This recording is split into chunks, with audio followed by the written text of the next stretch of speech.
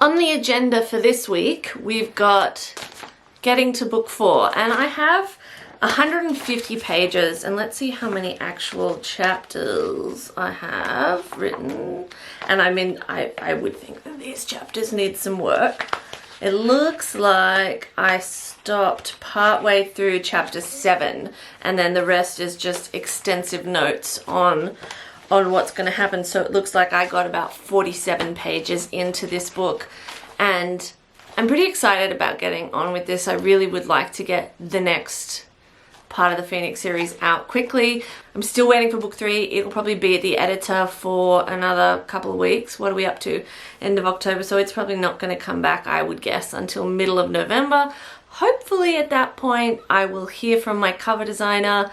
I haven't had a reply to my email, which I was a bit freaked out about, and I had to do some internet sleuthing and find one of the 10 billion sites she's listed on, and it said she was away till November, and I can't remember what date. So hopefully I will hear from her in November. Otherwise, I got to come up with another plan for covers if I can't continue with the series as is. So wait and see. There's also a bunch of admin stuff I've got to do, like I've got to get all my doctor's appointments in Sydney sorted.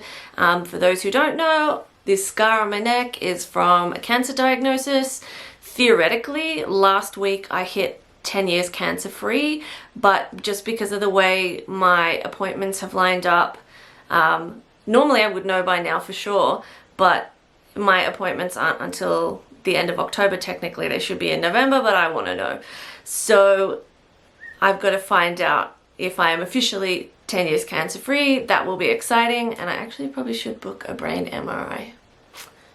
Okay, so more things to do. Anyway, the other thing I would like to do this week, apart from cooking vegetable lasagnas and a whole bunch of like apricot and walnut loaves to put in the freezer, because I'm noticing that some gluten-free stuff is getting hard to find at the shops, so I think we're all starting to have supply chain issues. But I would like to get back to reading because I've been in heavy editing mode. I haven't really read anything, haven't really listened to anything. I can't do it at the same time. And I was in the local shops at Berry the other day, and I picked up a couple of books, and I asked her if she had any kind of Australian-based fantasy YA-ish kind of books. The closest thing I can think of is The Silver Brumby, but I really like the movie and not so much the book, but I love the concept of the book. And I have mentioned kind of once or twice on this channel that I would like to do something that kind of takes the Australian nature and blends it with a world of magic and fantasy and mystery and that kind of idea, and that's really as far as I've gotten with that, and I'm calling it Project Australia at this point because I don't know what else to call it. But I wanted to kind of read something that was similar, and she's saying there's nothing really similar, so I guess that's good, but also like you kind of want to, you know, see if people respond to it, I guess. But she gave me these, which are more, I think, middle school and younger. This one is apparently about a dingo. It says, a dingo cub lost and alone, will he ever see his family again? So I'm not really sure how that fits into the fantasy side of things. This one is more about a dragon, but she recommended it. It's called Dragon Skin by Karen Foxley. But I haven't read the back. I was just like, yeah, cool, whatever. The owner of the shop at Wax Lyrical in Berry gives the best recommendations. So if she says it's good, then fine. So first things first, we got to get this vegetable lasagna made before the fennel goes gross. And then off we go into this week and try and get some words done. Let's watch the word count and just see how much I can get done this week.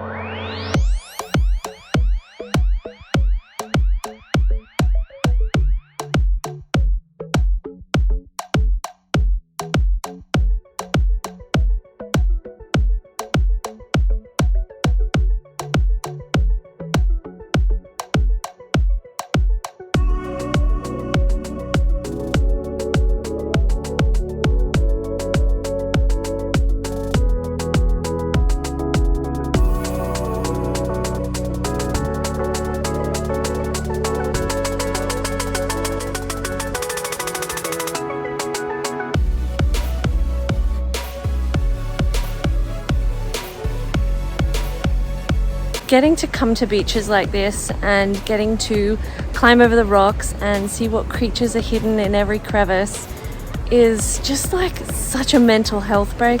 I know it's not really exercise, but it just makes me so happy to be able to do this and be 5 minutes from home.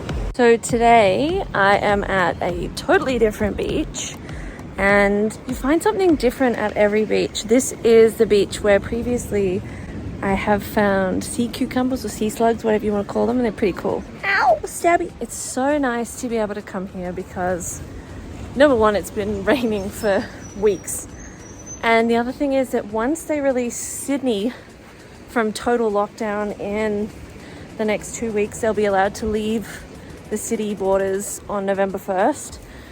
You won't be able to come down here on a day like today, which to be fair is a Saturday, but you just won't be able to park. You won't be able to enjoy the beach because this is a more popular beach because it's awesome.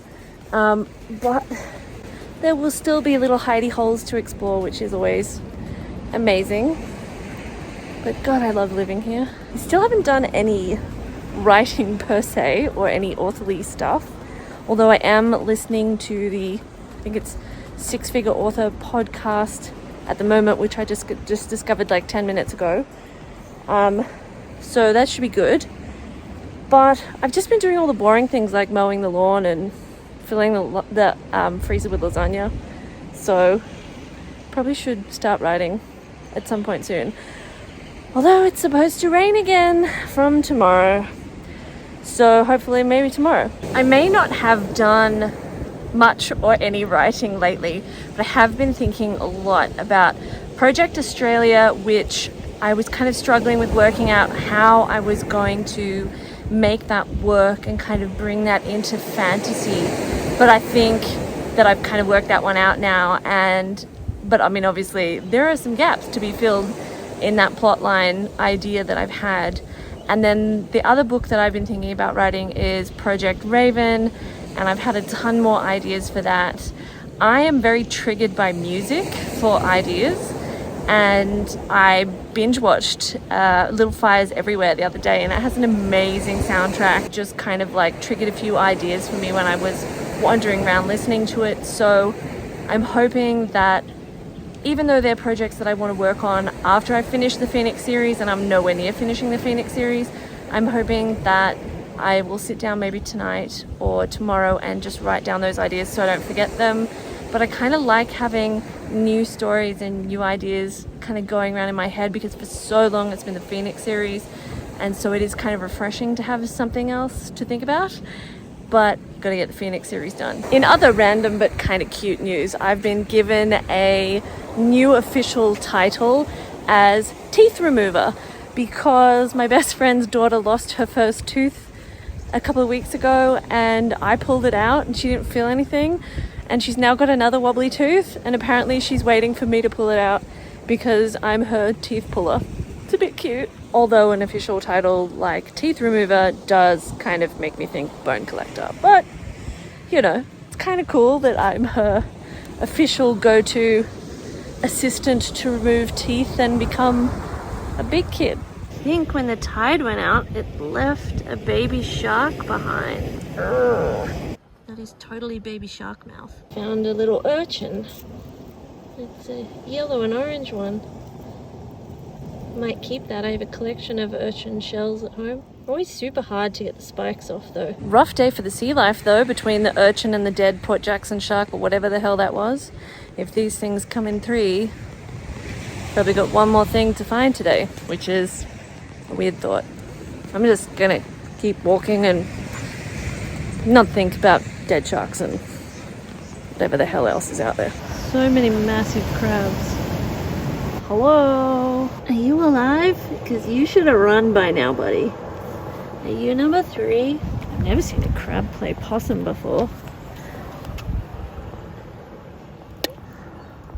Oh, number 3 discovered. A massive dog just had a crack at me. I don't know if she wanted my urch, but she did not want me anywhere near her people, which is odd because dogs usually love me or they just keep on walking. But I've never had that before. That was like an arms and legs inside the vehicle at all times type situation. She was a big dog.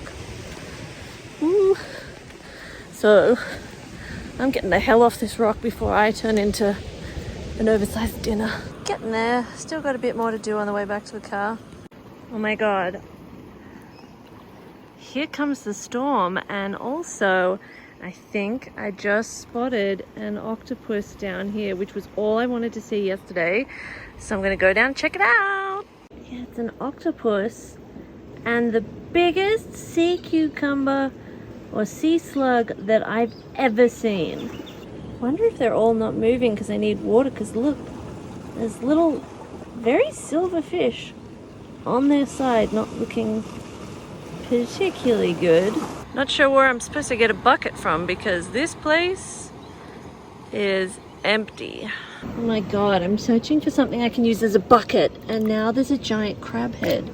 This place is like Death Island. The only solution to my octopus problem would be if I stuck a stick in there and it crawled up like a spider and then I flung that into the ocean, because there's nothing I can use here. There's nobody here. I don't even have a hat that I can sacrifice. And yet I feel this octopus needs to be saved. There we go. This is just in case the car breaks down, but this will do.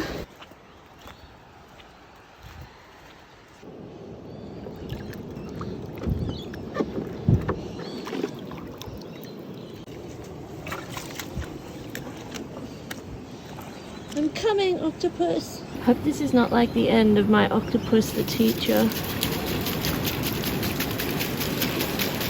Sorry everybody. Octopus didn't even move. That's a worrying sign.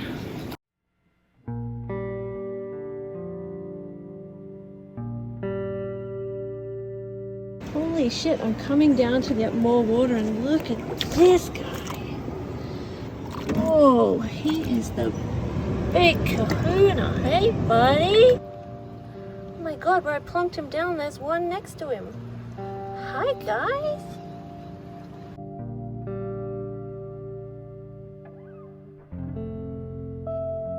I hope that's enough, but I think he's having a my octopus teacher moment, and I gotta get out of here before that storm comes all the way in and before I step on a sea cucumber.